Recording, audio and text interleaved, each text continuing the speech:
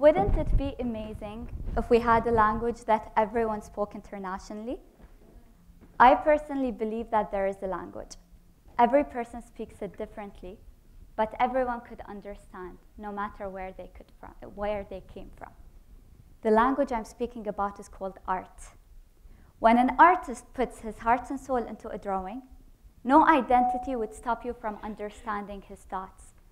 When a designer transforms a sketch into a magical dress, you would understand its value.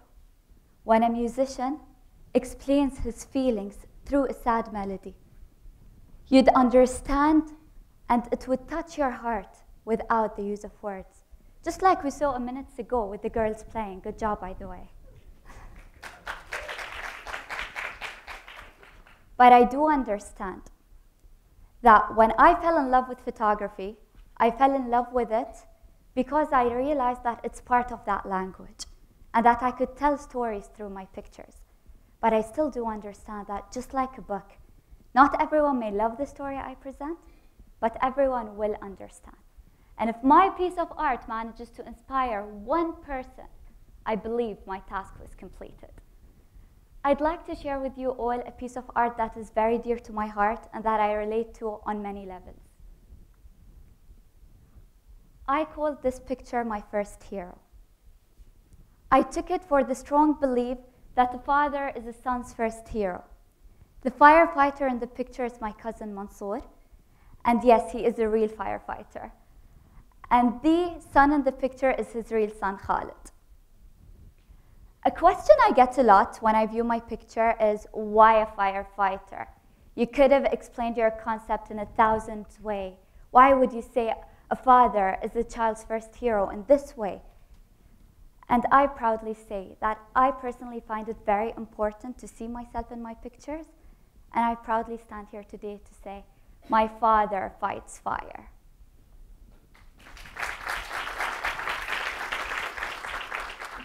A picture that I always remember when I take a look at, a story that I always remember when I look at my picture, happened actually a few days after I took it. I was on New Year's Eve at the Adras Hotel. I think you can see where I'm going with this. I was by the hotel's pool preparing my camera, ready to shoot Burj Khalifa at midnight. I was preparing the angle, and once I got everything set, I turned around, ready to walk back in the hotel. I saw the entire side of the building burn in front of my eyes. And just like the rest of the people around me, I started running towards the exit. A scene that I cannot forget is when I saw firefighters run by my side inside the building when I was running outside. And at that moment, it hit me. All the times my father spent sleepless nights at situations like this. And then it hit me even harder. My father is there tonight. My father is fighting this fire.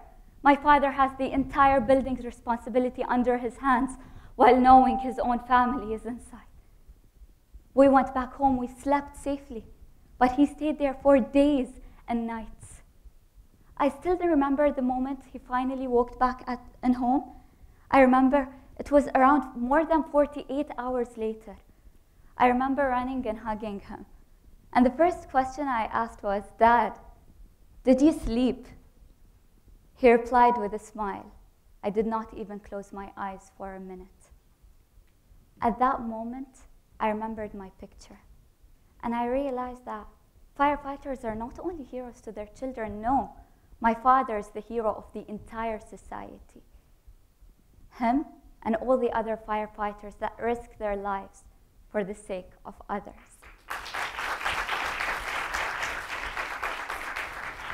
Not much after that, I got a call from a gallery asking me to present whatever I wanted in the space I was given.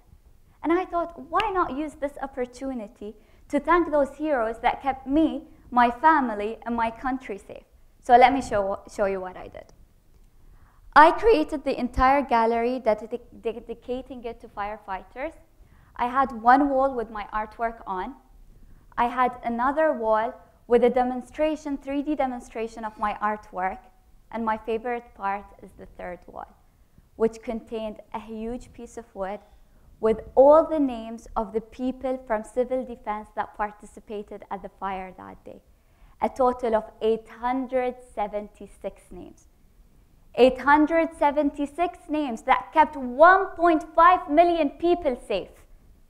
And as one of those 1.5 million people that were rescued that night, as a daughter of a mother that was rescued that night, as a sister of siblings that were rescued that night, and as an aunt of a 1-year-old baby that was rescued that night, I believed it was my duty to try as hard as I could to get this gallery as best as I can, to try and say thank you.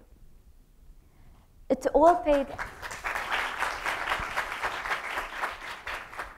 paid off when I finally saw the people with their names on this wall walk in my gallery and accept my invitation. Their reactions were priceless. I saw their laughs, I saw how happy they were, I saw how appreciated they felt. When they were looking for their names on the wall, they were like a kid in a candy shop, looking for what he's been looking for a very long time. And once he found it, he kept taking pictures and laughed. And most of them did not only visit me once, they came another days as well with their families to show them what they do and how appreciated they should be. I will never forget how my cousin Mansour stood by my side all day. He stayed there telling people the story from his side. He was there that night. He actually had his hand broken in the incident. And it was a nice chance for him to tell the world, people coming from different cultures and from different places from around the world, what a firefighter goes through and what may seem as a normal day to him. Another thing that I'll never forget is the moment my father walked in my gallery. The proud look I saw on his face. The beautiful message he kept on my guest book, the one I left in my gallery, along with many beautiful messages.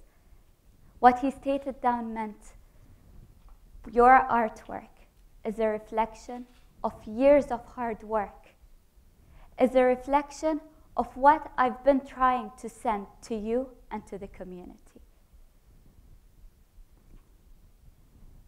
When I thought I couldn't have been prouder, I had a beautiful foreign family walk in my gallery.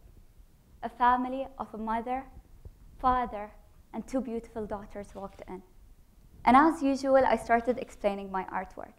They were very curious about the part that contained my father, and the little girl was obsessed with this. And she started by asking, weren't you scared? An innocent question. You went back home, you slept, but your father was there. Weren't you scared? Scared? I was petrified. You never know how hard what your father does is until you see it with your own eyes. And you never know the value of the people around you until you think you might lose them.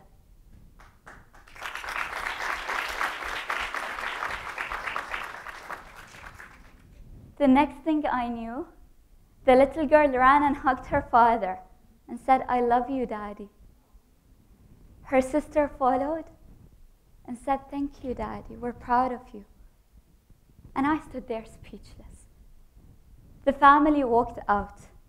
The mother walked back in and said, thank you. I asked why. She said, what you just taught my daughters, I've been trying to teach them for many years now.